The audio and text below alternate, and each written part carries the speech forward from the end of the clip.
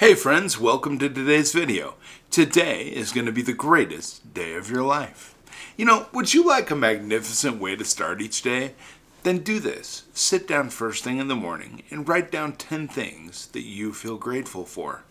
Now when that's finished, be quiet for about 5 minutes and ask for guidance. Then send love to 3 people that are bothering you. And if you complete this practice will change your life. You see, you probably already know from us working together that making a gratitude list can make you happier because it disconnects you from toxic negative thoughts and emotions and allows you to focus on something positive. However, merely writing down what you're grateful for and then checking it off your to-do list is not going to be enough. To get the most from this practice, you must make it more of an intellectual exercise. You must feel the gratitude in your body because how you feel controls your vibration. And here's the problem. Some days you're going to find yourself so mired in problems and challenges in your life that it will be hard to feel genuine gratitude for one thing, let alone 10, right? So what do? How do you get in tune with your feelings of gratitude? I believe if you shift your thoughts by thinking about or doing something that causes you to feel happy or grateful, that can change everything. For instance, you can think of a person or a pet that you love or have loved, or you can remember an event or a day that has a special meaning for you.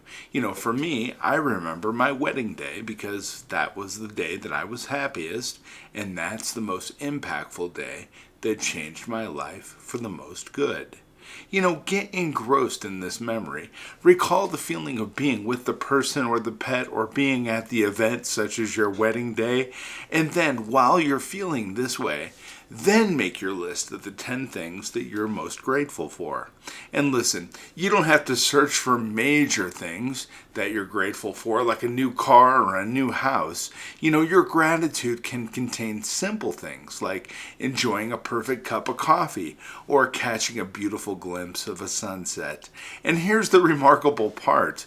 When you make your gratitude list, you can include things that you want or dream of. They don't have to be physically already in your world. You see, you can write down that you're grateful for achieving a goal you've set. Or you could write down how happy and grateful you are for your family. And this is real power, and practicing gratitude does not come from what you're grateful for. It comes from the feeling of being thankful. And after you complete your gratitude list, close your eyes and be quiet for about 5 minutes and ask for guidance for the day. But I then want you to be open to what you feel or fear. Because you see, when I told my wife about this, she said she'd like to have an obvious and concrete message when she's asking for guidance. How does she do that? And I said, well, it's kind of like fishing. I explained that getting clear guidance is like fishing. Sometimes you notice something or wonder if you have a fish on the end of your line. You're not sure, so you question if it's really a fish. Now, if you're sitting there and questioning, that's not clear guidance. However, there are going to be times when you know you have a fish on the end of your line. You feel the fish, you feel the tug, you feel the pull in a certain direction, right? And there's no question in your mind that the fish is there, so you start to reel it in. When you've got a fish, you know it's there, and that's how guidance comes in.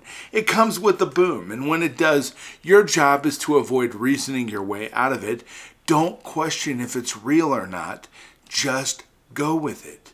Listening to and following guidance facilitates divine presence in your daily life, and it can lead to extraordinary breakthroughs. Sometimes things you never thought to be grateful for, you are now grateful for because guidance has taken you into a direction that has allowed you to achieve or accomplish something you weren't personally looking for at the time. And the next thing I'd like for you to do is send love to 3 people that are bothering you. Of course, if someone is bothering you, there's a good chance that the last thing you want to do is send love to them. So here's a trick that'll make it easier. Think about this. Bring someone or something that you love to mind. Hold the image of that person or thing in your mind as you feel the love you have for them. and then send those love feelings their way. Then, slowly let your loved one fade out of the picture and start to picture the someone who is bothering you. Let that image of that person slip into your mind as you continue to feel the love for your loved one. It sounds silly, but you know what? This will actually work. Why should you send love to someone you're not on good terms with? Think about this. Because thinking negative thoughts about someone is like drinking poison and hoping the other person dies. Thinking bad thoughts puts you into a negative vibration, which attracts bad things to you. Sending genuine loving thoughts to those who are bothering you takes the poison away. The minute you send out love, you get it back immediately. You don't have to wait for it to come back because it's within you already. That's why you want to do this practice every single day. And I'll tell you what, suppose we have a challenge in our life that is dominating our thinking. A shortage of money, a business problem, a relationship problem. In that case, we tend to focus on the problem, right? And by doing that, we add energy to what? Yes, to the problem. And then the problem grows. Wallace Wattles, who's a famous author that I truly enjoy reading, who wrote a book called The Science of Getting Rich, he says, choose to make a mental adjustment by seeing what you want. Don't spend any time thinking about or looking at what you don't want. Now, Wattles said the whole process of mental adjustment and attunement is that attunement is getting in harmony with what it is that you want. Now, how can you put that into action? Well, let's look at it this way. Whenever you seem to be overwhelmed with problems or negative emotions, stop whatever you're doing and block all that crap out. Then think about something or anything that you're grateful for. And I think that's a pretty tall order, however, but if you do it, everything will start to shift. Boom. Like that. It's like snapping your fingers. When you change the way you look at your problems will change. And the positive effects of expressing gratitude each day compound like interest. You might not notice the benefit of the practice immediately, but after several weeks or months, you're going to notice a difference by doing this. And that's because daily gratitude practice trains the brain to be more in tune with experiencing gratitude. And a positive plus, a positive that equals more positives. I got to tell you, it's compounds, because when you have a positive thought, that generates more positive feelings, positive emotions, and it builds a positive circumstance around you to where you now live in a more positive world and have the ability to accomplish things that positive people have the ability to accomplish.